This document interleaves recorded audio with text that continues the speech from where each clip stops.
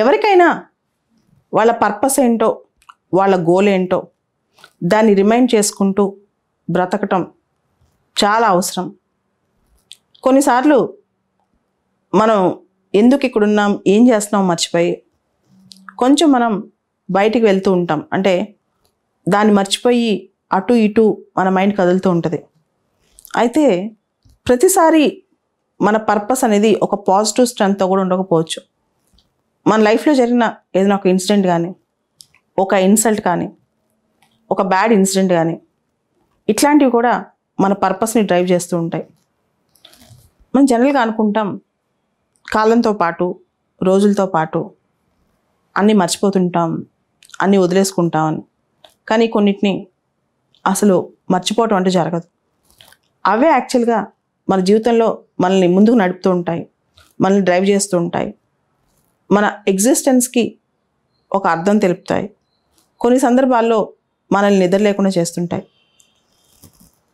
ఏ మనిషి లైఫ్లో అయినా ముఖ్యంగా ఏదైనా ఛాలెంజ్ ఉన్నప్పుడు, ఏదైనా వల్నరబిలిటీ ఉన్నప్పుడు, ఏదైనా టఫ్నెస్ ఉన్నప్పుడు, ఏదైనా లేమి లోటు ఉన్నప్పుడు ఆ మనిషికి జరిగిన ఇన్సల్ట్ కానీ, అవమానం కానీ, లేదా ఆ మనిషి పడిన కష్టాలు కానీ ఆ మనిషి మర్చిపోవడం అనేది జరగదు.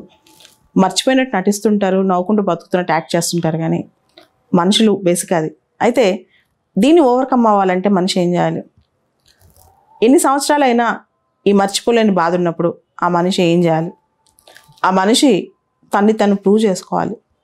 ఎట్లా ప్రూవ్ చేసుకోవాలి? కొన్ని సందర్భాల్లో మనం ఎక్స్ట్రా మైల్, అంటే అందరు అచీవర్స్ కన్నా, అందరు సక్సెస్ఫుల్ పీపుల్ కన్నా ఇంకొంత ఎక్స్ట్రాగా ప్రూవ్ చేయాల్సిన ఆవశ్యకత ఉంటుంది. ఎందుకంటే చాలా దాటుకుని వచ్చి ఉంటాం, చాలా చూసి వచ్చి ఉంటాం, చాలా కోల్పోయి వచ్చి ఉంటాం, చాలా అవమానాలు పడి వచ్చి ఉంటాం. వాటన్నిటినీ తగ్గించుకుని, వాటన్నిటినీ పక్కన పెట్టి బతకాలంటే మనం ఏంటో మన ప్రపంచానికి చూపించకపోతే మనం కూడా కనుమరుగైపోతాం. అవమానాలతోనే మన లైఫ్ ఎండ్ అయిపోద్ది అనమాట. అలా కాదు, మనం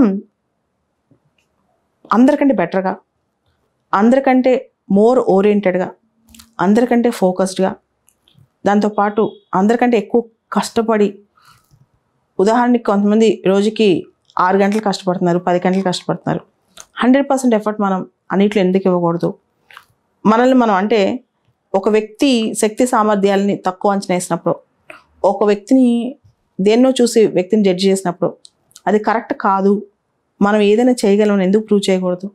దానికి మనం 100% ఎఫర్ట్ ఎందుకు పెట్టకూడదు? దానికోసం మనం ఎందుకు మన రక్తాన్నైనా దారిపోయకూడదు? ఇట్లాంటి క్వశ్చన్సే మన మీద మనం వేసుకోవాలి. So when somebody finds something in you, అంటే నేను తక్కువ చేసినప్పుడు, నేను హేళన చేసినప్పుడు, లేదా నిన్ను జస్ట్ అలా అవమానించి పక్కన పడేసినప్పుడు నువ్వు చేయాల్సిన పని ఏంటి? నువ్వేంటో చూపించాలి ప్రపంచానికి. అంతేగాని అవమానంతోనే కుంగిపోతూ తలుచుకున్నప్పుడల్లా బాధపడుతూ, లేదా ఈ అవమానాన్ని పక్కన పడేసి ఇంకేదైనా వేరేగా పక్కకి వెళ్ళిపోతాం, అలా కాకుండా ప్రూవ్ యువర్ సెల్ఫ్. ఒకసారి నువ్వేంటనేది చూపించు, వాళ్ళకి చూపించు, ప్రపంచానికి చూపించు. ఇంకొక సందర్భంలో ఇంకొక వ్యక్తికి ఇట్లాంటి అవమానం జరగకుండా నువ్వు దాన్ని ప్రూవ్ చేయి. అది చాలా ఇంపార్టెంట్. అంతేగాని నాకే వచ్చింది, లేకపోతే ఏదో జరిగిపోయింది, ఇదంతా కాదు. ఎందుకంటే ఆ గిల్ట్, ఆ బాధ, ఆ అవమానం నీ మనసులో జీవితాంతం ఉంటుంది. దాన్ని పోగొట్టుకోవాలంటే నువ్వు దానికి 100 times ఎక్కువ వర్క్ చేయాలి. దానికోసం అందరికంటే ఎక్కువ కష్టపడాలి. అదే మనిషి లైఫ్కి ఒక పర్పస్ అనమాట. ఎందుకంటే అందరూ బతికేస్తారు, ఎన్నైనా ఓర్చుకుని బతకొచ్చు.